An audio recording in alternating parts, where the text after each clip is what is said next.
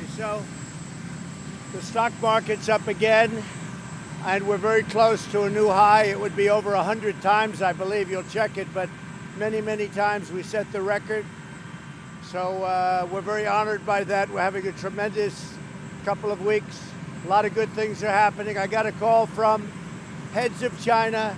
The call was directed to my people, actually, and they asked whether or not it would be possible to delay the hit on the tariffs up to 30% from 25%.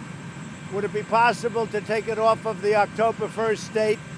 We gave them a 2-week in honor of President Xi. We gave them a 2-week reprieve. And so we'll be doing the tariffs on October 15th instead of October 5th or 1st.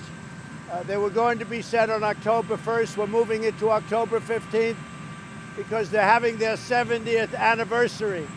And I will do that again in honor of President Xi. And that's it. Any questions? Mr. President, are you considering Secretary Pompeo to also be the national security advisor? No, I wouldn't. I think he's fantastic. But I actually spoke to Mike Pompeo about that, and he decided, and he and I get along with him so well. We have a lot of the same views and a couple of little different views, but he likes the idea of having somebody in there with him, and I do too. I think that we'll have an answer for you. We have 15 candidates. Everybody wants it badly, as you can imagine, and we'll probably next week sometime make that decision. We look forward to that. We have at least 10 more. A lot of people want the job, and it's a great job. It's great because it's a lot of fun to work with Donald Trump, and it's very easy, actually, to work with him. You know why it's easy? Because I make all the decisions and I have to work. Mr. President, you called Baltimore at one point rodent infested. What's your message to the people of Baltimore now as you head to Baltimore? Well, I look forward. We're going to Baltimore right now. I look forward to it. We're going to be with the Republican congressman, and I think it's going to be a very successful evening where we had a tremendous election on Tuesday, and you saw the results on Tuesday night. One gentleman was Dan Bishop. He was not doing so well 3 or 4 weeks ago. We got the message out. He won the election. He was losing substantially, and he ended up winning fairly easily. That's Dan Bishop. And Greg Murphy won by a lot more than it was expected. He won by many points, and a lot of people thought that was going to be a close race. So we won 2 seats in Congress on Thursday, and I guess the press didn't talk about it too much. They would have if they lost, but they won. The Republicans had a great night on Tuesday. Are you considering any kind of interim deal with the Chinese where they make a commitment on intellectual property? Well, it's something that people talk about. I'd rather get the whole deal done. We've taken in many, many billions of dollars of tariffs. I'd rather get the entire Chinese done. Look, if we're going to do the deal, let's get it done. A lot of people are talking about, and I see a lot of analysts are saying an interim deal, meaning we'll do pieces of it, the easy ones first. But there's no easy or hard. There's a deal or there's not a deal. But it's something we would consider, I guess. But we're doing very well. We're doing very well. I did the little bit of a delay in honor of President Xi because it's their 70th anniversary in China. What do you expect out of the debate tonight? Well, it's too bad I'm going to miss it. I'm going to have it somehow taped. I didn't even tell him about that, so maybe it's not that important, but it is important. Look, it's going to be very interesting. I look forward to going home. I'm going to have to watch it as a rerun because many of you are coming to Baltimore with me. I don't expect too much difference. I mean, you have 3 people that are leading. I sort of think that those 3 people are going to take it to the end. It's going to be one of those 3, I think. But you never know in politics, do we? You know better than I. You never know in politics. Out of those 3, who do you think your strongest opponent is?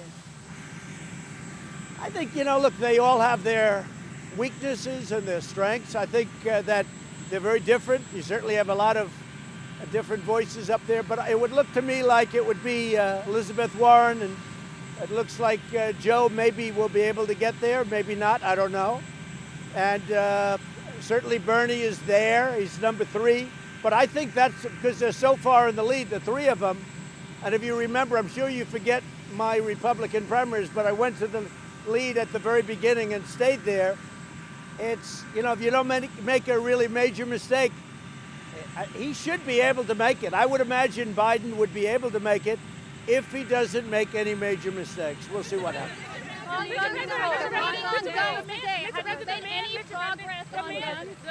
The man that you called my African American at your rally in 2016, he says he's leaving the Republican Party because you're pursuing a pro-white agenda. What's your reaction? Yeah, go ahead. Go ahead. What? What do you say to him? What do you say to him? He used to be a supporter of yours. It's a supporter of yours. He's a supporter of yours that used to be a supporter, and he's not anymore. I don't know who you're talking about. He's the man that you pointed out at the rally and called my African American. I don't know. We have tremendous African American support. I would say I'm at my all-time high. I don't think I've ever had the support that I've had now. And I think I'm going to do very well with African American. African American support has been the best we've had, and I think a lot of it has to do with the fact that from an employment and unemployment, both employment and unemployment, well, I think this, it's very simple. We have the best numbers we've ever had for African Americans in terms of employment and unemployment, so I think we're going to do very well, yeah. Have you made any decisions on guns or ethanol today? So we had a big meeting on guns, and we had a big meeting on ethanol. We had a great meeting with Chuck Grassley, Joni Ertz, Mike Rounds. We had Kim was there, Iowa. Kim was there. We had some terrific people, John Thune. We had a meeting on ethanol. We had a meeting on guns, separately and different people. And I think we made some good progress on background checks and guns. I think we had a great meeting on ethanol for the farmers. I think we had our ethanol meeting was a great meeting. Let's see what happens. But there's been nobody better to farmers than Donald Trump, that I can tell you. I think we made a lot of progress on ethanol, and I think we made a lot of progress on guns. Yes. When do you expect to have a plan? You will meet Kim Jong-un sometime this year, Mr. President? At some point, yes. He will. Certainly, they want to meet. They'd like to meet. I think it's something that will happen, and we'll see. But Kim Jong-un, I think something can happen, yeah. Military construction fund. Senator Tim Kaine says you're putting national security at risk, and Democrats are calling for a vote to overturn your national emergency. What's your response to that? So the wall is being built. We need the wall for purposes of national security. The military is behind it all the way.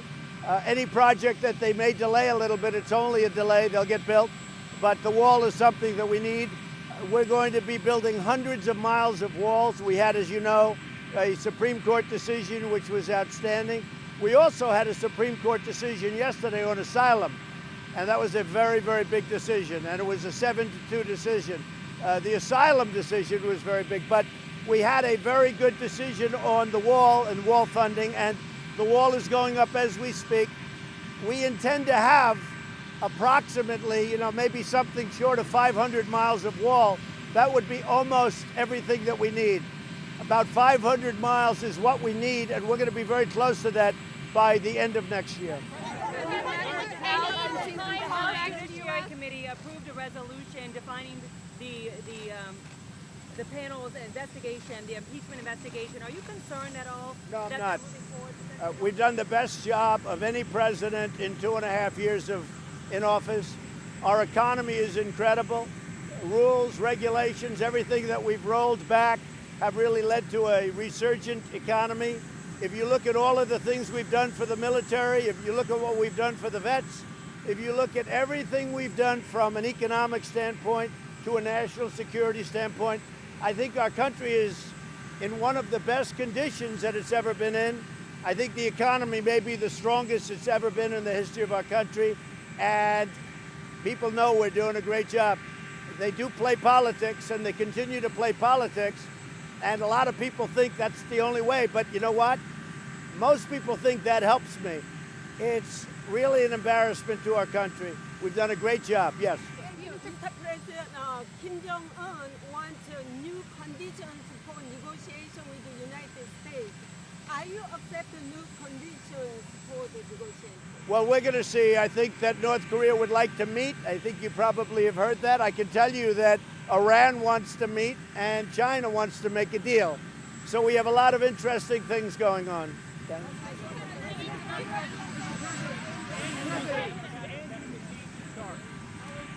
Well, I haven't seen the Andrew McCabe situation. I really don't know about it yet. I heard it was big news before, but I have not been able to find out exactly what happened with Andrew McCabe. Something happened that was very big. It was just breaking as I was walked out. But I haven't seen it yet, David. What exactly have you and the First Lady told Barron about vaping? We haven't told him anything except don't vape. Don't vape. We don't like vaping. I don't like vaping. Nancy Pelosi is scared to impeach you? I don't think she's scared of anything. I think she's a smart woman, and I think she knows exactly what she's doing. We have the strongest economy in the history of our country. We're about ready to break the record again. On stock market, we've broken the record in jobs. African American, we just broke the record again. You know that. If you look at Hispanic American, Asian American, the best employment and unemployment numbers in the history of our country. With women, we're at 71%, 71 years. Think of this, 71 years, the best numbers in 71 years.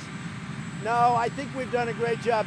There are those that say the best job in the history of our country for the first 2.5 years. So pretty much that's the story. Is there any evidence that holding you back on Venezuela, sir? So we had a big meeting today on guns. We had a big meeting today on ethanol. Both meetings went very well. A lot of progress was made, I believe, on the background checks and various things having to do with guns. We're dealing with the Democrats, and I think we're dealing very well. It seems like they'd like to do something, and I think that I can speak for Republicans. They'd like to do something. We'll see what can happen, but we're always protecting our Second Amendment. I want to make it clear. Our Second Amendment will be protected fully. President, how is John Bolton holding you back on Venezuela, sir? Say it? How is John Bolton holding you back on Venezuela? Do you want to? Well, we're dealing on Venezuela right now. It's going to be a very interesting period of time. We're also trying to help. A lot of Venezuelans are dying. They have no food, they have no water, and we are trying to help. A lot of them have escaped, so to speak, into Colombia and different places. We're trying to help those people that have been able to get out. But we are dealing with a lot of things having to do with Venezuela. My attitude on Venezuela is a very tough one. And frankly, my attitude on Cuba is a very tough one. And in a way, they go hand in hand because Cuba has always made it possible for Venezuela to do what they're doing. And frankly, that's ending now. And likewise, Venezuela, through the oil, took care of Cuba. A lot of that is ending right now. Have you seen any evidence of the Israelis have been spying on you and the White House? I don't believe that. No, I don't think the Israelis were spying on us. I really would find that hard to believe. My relationship with Israel has been great. You look at Golan Heights, you look at Jerusalem with moving the embassy to Jerusalem, becoming the capital. You look at even the Iran deal, what's happened with Iran. Iran is a much different country right now than it was 2.5 years ago. It's in a much different position. No, I don't believe that. I wouldn't believe that story. It's good. Anything's possible, but I don't believe it. Are there any Democrats debating tonight that you actually respect? I respect all of them. All of them? I respect everyone. Let me tell you, it takes a lot of courage to run for office. I respect all of them. See that? I'm getting to be much better as a politician. You never thought you'd hear that answer. No.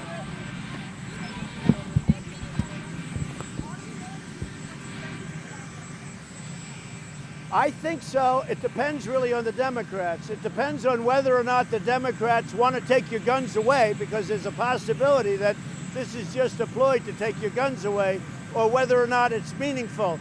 If it's meaningful, we'll make a deal. If this is a movement by the Democrats to take your guns away, then it's never going to happen, because we're never going to let that happen. We will always be there for our Second Amendment. So we're going to see. If the Democrats want to make a deal, we can make a deal. Thank you, everybody. Thank you.